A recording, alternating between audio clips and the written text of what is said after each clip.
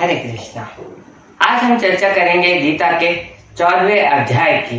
इस अध्याय में भगवान श्री कृष्ण अर्जुन को प्रकृति के 3 गुणों के बारे में विस्तार में बताते हैं। भगवान श्री कृष्ण कहते हैं कि अब मैं जो तुम्हें ज्ञान देने जा रहा हूँ, जो इस ज्ञान को हासिल कर लेता है, समझ लेता है, वो सिद्ध हो जाता है। उसका ये ज्ञान दिव्य ज्ञान है। और भगवान श्री कृष्ण बताते हैं कि जो भी ज्ञान हम लोग अभी प्राप्त करते हैं, इस धरती पे जो भी ज्ञान प्राप्त करते हैं, वो ज्ञान दूषित होता है। दूषित किससे होता है? इस प्रकृति के 3 गुणों से। और जो ज्ञान इस प्रकृति के 3 गुणों से दूषित नहीं होता, वो ज्ञान दिव्य ज्ञान कहलाता है। और जिस व्यक्ति ने ये दिव्य ज्ञान को प्राप्त कर लिया, और वह व्यक्ति परम पुरुष के समकक्ष या बराबर पद पर पहुंच जाता है। भगवान श्री कृष्ण बताते हैं कि इस ब्रह्मांड में जिसका भी जन्म हुआ है, उसका बीज मैं हूं। मेरी वजह से इन सबका जन्म हुआ है। और जब भी कोई व्यक्ति इस धरती पे जन्म लेता है, तो उसकी जो पूरी जिंदगी है वो 3 गुणों से कंट्रोल की जाती है। वो है कौन से गुण? सतोगुण, रजोगुण और तमोगुण। तो इसको हम पपेट शो से समझते हैं। आपने देखा होगा कि पपेट शो होता है, ऊपर से एक आदमी 3-4 रस्सियों से एक गुड़िया को आगे पीछे चलाता है, पूरी धरती को चलाता है एक आदमी पपेट शो से। तो जो नए बच्चे होते हैं, छोटे छोटे बच्चे, वो देख के बहुत एक्साइटेड होते हैं, अरे वाह पपेट शो, ये लोग कैसे अपने आप चल रहे हैं, कैसे क्या हो रहा है। लेकिन जो ज्ञानी व्यक्ति होता है, जिसको पता होता है कि पपेट शो का क्या है, वो कोई ऊपर से धागों से बांध के इन पपेट को चला रहा है अपने हिसाब से, इस पूरे शो को अपने हिसाब से रन कर रहा होता है। यही हमारे साथ हमारे जीवन में भी होता है।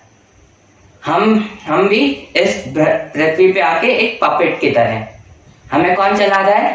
प्रकृति के 3 गुण हमें चला रहे हैं। और उन 3 गुण को कौन कंट्रोल कर रहा है? योग माया। और योग माया को कौन कंट्रोल करता है? भगवान श्री कृष्ण, भगवान विष्णु। तो हम लोग भी इस धरती पे आके पपेट की तरह हो जाते हैं। प्रकृति के 3 गुण से वो प्रकृति के 3 गुण हमें चलाते हैं। अब भगवान श्री कृष्ण अर्जुन को इन तीनों गुणों के बारे में बताते हैं। भगवान श्री कृष्ण कहते हैं कि जो सतोगुण होता है वो बहुत शुद्ध होता है, बाकी 2 गुण से बहुत शुद्ध होता है। और जो भी व्यक्ति सतोगुण का पालन करता है, वो उसके जितने भी पाप होते हैं, वो पाप से मुक्त हो जाता है। सतोगुण के पालन से हमारे अंदर ज्ञान आता है और संतुष्टि आती है, खुशी आती है। हम लोग खुश रहते हैं, हमारे जितने भी ज्ञान, हमारा हृदय ज्ञान से प्रकाशित हो जाता है। जो रजोगुण है वो तब उत्पन्न होता है जब हमारे अंदर हमारी आकांक्षाएं बढ़ती हैं, लालच बढ़ता है हमारे अंदर। तो इस लालच बढ़ने से क्या होता है कि जो मनुष्य है वो कर्मों में बंध जाता है। वो कहता है अरे मुझे पैसा चाहिए, पैसा चाहिए। पैसा कहाँ से आएगा? काम करेगा। वो ज्यादा से ज्यादा काम करने लगता है, बहुत काम करने लगता है, बहुत पैसा कमाने लगता है। जैसे जैसे पैसा आता है, उसका और मन करता है कि और पैसा चाहिए। तो ये हो गया रजोगुण। अब इसके बाद भगवान श्री कृष्ण तमोगुण के बारे में बताते हैं। तमोगुण क्या है? जो भी हमारा मोह है, हम किसी भी चीज से जो मोह करते हैं, वो तमोगुण है। और इसका फलस्वरूप क्या होता है कि आदमी आलसी हो जाता है, नींद आती है और कभी कभी पागल सा हो जाता है। तो ये सब तमोगुण के लक्षण हैं। जो सतोगुण है वो आदमी को ज्ञान से बांधता है, सुख से बांधता है। और रजोगुण आदमी को कर्म से बांधता है। और तमोगुण आदमी को मोह से बांधता है और अंधकार में रखता है। तो इसको हम एक उदाहरण से समझते हैं। 3 आदमी को ले लीजिए। एक आदमी जो अपनी गुडनेस, काइंडनेस के लिए जाना जाता है, एक आदमी जो अपने काम में बहुत पैशनेट है, और तीसरा आदमी जो बहुत इग्नोरेंट है। तो जो ये गुडनेस के लिए जाना जाता है, काइंडनेस के लिए जाना जाता है, तो उसको भगवान का काम करने में अच्छा आनंद आता है, उसको सुख मिलता है। सोशल वर्क करने में उसको सुख मिलता है। वो कैसा खाना खाता है? सात्विक खाना खाता है। वो ज्ञान बांटना चाहता है, सबको ज्ञान बांटना चाहता है। और ऐसा आदमी वो सतोगुण का पालन करता है।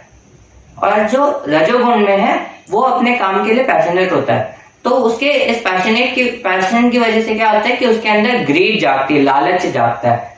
वो बहुत व्यस्त हो जाता है कि मैं ये भी काम कर सकता हूँ, मैं वो भी काम करूंगा। उसको अपने इंद्रियों को ट्रस्ट करना है, उसको सब कुछ सेटिस्फैक्शन चाहिए, सारे भौतिक सुखों के पीछे भागने लगता है। और जो ये तीसरा व्यक्ति है जो इग्नोरेंट है, उसको कुछ फर्क नहीं पड़ता, मतलब उसको कैसा भी खाना मिल रहा है, उसको रॉटन खाना भी मिल रहा है, खा लेगा। और फिर वो जो अच्छे काम नहीं करना, उसको ड्रग्स में आ जाते हैं ऐसे लोग, शराब में आ जाते हैं, कुछ काम नहीं करते, उनका कुछ लक्ष्य नहीं होता, वो कभी ज्ञान के तरफ बढ़ भी नहीं सकते। ऐसे लोग जो पूरे अंधकार में आ जाते हैं। तो जो सतोगुण का व्यक्ति है वो सुबह के समय काम कार्य करता है, ज्यादातर कार्य सुबह के समय करता है। रजोगुण का व्यक्ति 9 से 5 की जॉब में लगा रहता है और इसी में उसकी जीवन व्यतीत होता है। जो तमोगुण वाला है वो सारे कार्य अपने रात को करता है, जब अंधेरा हो जाता है, जैसे बार में जाना, पब में, ये सब रात को खुलते हैं ना, तो ऐसा व्यक्ति तमोगुण में आता है। तो भगवान श्री कृष्ण बताते हैं इन तीनों गुणों के बारे में कि जो व्यक्ति सतोगुण में है वो ज्ञान से प्रकाशित हो जाता है, उसके अंदर ज्ञान होता है। और जो रजोगुण में है वो कर्म करता रहता है और कर्म की वजह से उसके अंदर लोभ आ जाता है, ग्रीडीनेस आ जाती है, उसकी इच्छाएं ज्यादा हो जाती है, भौतिक सुख के भोगने के लिए होता है वो। और जो व्यक्ति तमोगुण में है वो अंधकार में पड़ा रहता है, इस सृष्टि में उसको बस अपना मोह चाहिए, अपने आप को सेटिस्फाई करना है, वो भी वैसे अंधकार के अज्ञानता के, वो कभी भगवान की भक्ति में जा ही नहीं सकता ऐसा व्यक्ति। फिर भगवान श्री कृष्ण बताते हैं जो व्यक्ति सतोगुण का पालन करता है वो अन्य लोकों में जाता है, देवताओं के लोकों में जाता है। और उसके बाद और जो अच्छे से पालन करता है सतोगुण का, वो इस जीवन मरण के चक्र से मुक्ति पा सकता है। और जो व्यक्ति रजोगुण का पालन करता है वो अगला जन्म इस पृथ्वी पे ही लेता है मनुष्य के रूप में। और जो व्यक्ति तमोगुण का पालन करता है वो फिर अगले जन्म में पशु बन के पैदा होता है। भगवान श्री कृष्ण बताते हैं कि जो ये 3 गुण हैं हमेशा इनके बीच में स्पर्धा होती रहती है या फिर खींचतान होती रहती है कि कौन सा गुण श्रेष्ठ बनेगा। सर्वश्रेष्ठ की लड़ाई जैसे होती है वैसे ही इन तीनों गुण में भी होता रहता है। तो जब सतोगुण रजोगुण और तमोगुण से ज्यादा श्रेष्ठ होता है तो आदमी के ज्ञान से प्रकाशित हो जाता है। तो वो वैसा आदमी अपने नियम का पालन करता है, वो कार्य सुबह के समय करता है और नियम से करता है। जैसे हम सब बाबा रामदेव को देखते हैं, वो 12 के 12 महीने सुबह उठ के योगा करते हैं नियम के साथ, सबको ज्ञान बांटते हैं योगा का कि योगा कैसे करो, सबके साथ सुबह उठ के योगा करते हैं। तो ये सतोगुण का इसमें ज्यादा प्रभाव है। और जब रजोगुण ज्यादा श्रेष्ठ होता है तो राजसी प्रवृत्ति होती है। पहले हमने देखा होगा कि पहले लोग जमीन पे बैठते थे, फिर कुर्सी आई तो आराम से बैठने के लिए कुर्सी पे बैठने लग गए। फिर सोफा आया, वो अब लोगों को सोफा चाहिए कि अरे अब सोफे में आराम से कंफर्ट से बैठेंगे। उसके बाद सोफे के बाद उनको अब रिक्लाइनर चाहिए जो उनके पैर भी फैला दे, गला भी सीधा कर दे। तो इस उसकी वजह ये सब रजोगुण की वजह से हो रहा है। उनको ज्यादा आराम चाहिए अब, और इस आराम के चक्कर में वो अपने नियमों का पालन नहीं कर पाते। तो ये और अब उनके अंदर और इच्छा जाग रही है कि अब और कुछ ज्यादा अच्छा आ जाए, ज्यादा रिलैक्सिंग आ जाए, तो उनको वो चाहिए होगा। तो ये रजोगुण के कारण होता है। और जब तमोगुण बढ़ जाता है तो लोगों को किसी चीज की चिंता नहीं होती, वो इग्नोरेंट हो जाते हैं। जैसे बड़े बड़े शहरों में देखा होगा हमने कि लोग जाते हैं रात को पार्टी करने, वहां पे शराब पी के नाचते रहते हैं और किसी चीज का होश नहीं, किसी चीज की चिंता नहीं। और उसके बाद बहुत सारे लोग वो ऐसी हालत में आ जाते हैं कि वो चल भी नहीं पाते, गिरे पड़े रहते हैं जमीन पे और फिर उनको कोई घर छोड़ के आता है, तो ये सब एडिक्शन की वजह से होता है। तो तमोगुण में एडिक्शन सा हो जाता है, तो ऐसे लोग कभी भी भगवान की भक्ति की तरफ बढ़ने की कोशिश भी नहीं करते। तो ये तमोगुण के लक्षण हैं। भगवान श्री कृष्ण बताते हैं जो व्यक्ति इस सब के बारे में जान गया कि ये तीन गुण कैसे काम करते हैं और इन तीनों गुण से अपने आप को हटा लेता है, इन सबको लांघ के आगे बढ़ जाता है, वो इस जीवन मरण के चक्र से मुक्ति पा लेता है और मेरे परम धाम में आके मेरी भक्ति प्राप्त करता है।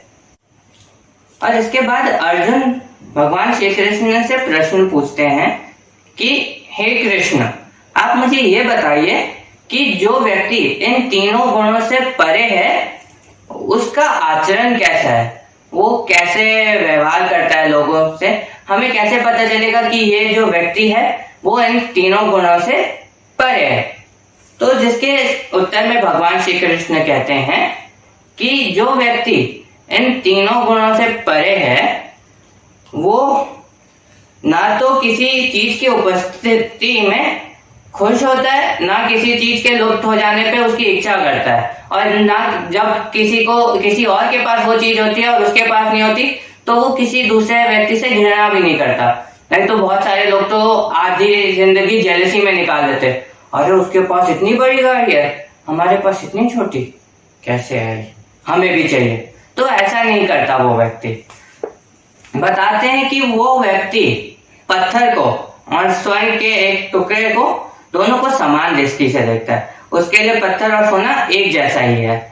इसका मतलब कि उसको किसी चीज से लोभ नहीं है, लालच नहीं है उसके मन में किसी चीज के प्रति, और वह अनुकूल तथा प्रतिकूल के प्रति समान बना रहता है, सब में समानता देखता है वो व्यक्ति।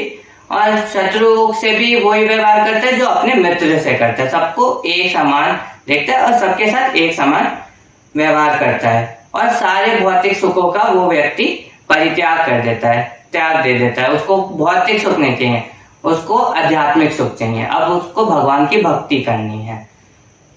ऐसा व्यक्ति प्रकृति के तीनों गुण से अतीत मतलब रहित हो जाता है, वो इन तीनों गुण से बंधता नहीं है। तो गीता के 14वें अध्याय से हमने सतोगुण, रजोगुण और तमोगुण के बारे में जाना।